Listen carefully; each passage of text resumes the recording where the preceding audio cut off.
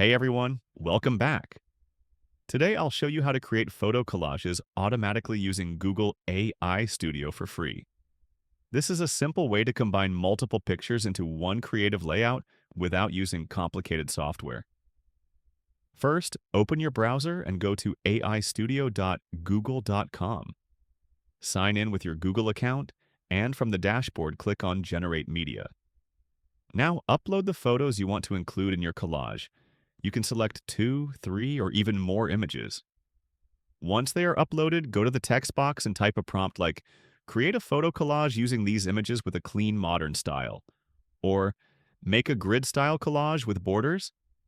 Click Generate and Google AI will automatically arrange your pictures into a collage. If you want something different, just adjust your prompt. For example, you can ask for a scrapbook-style collage or a minimalist collage with no borders. When you are happy with the design, click Download to save your collage for free. And that's it. With Google AI Studio, you can create photo collages automatically in just a few clicks and get professional-looking results without paying for any app.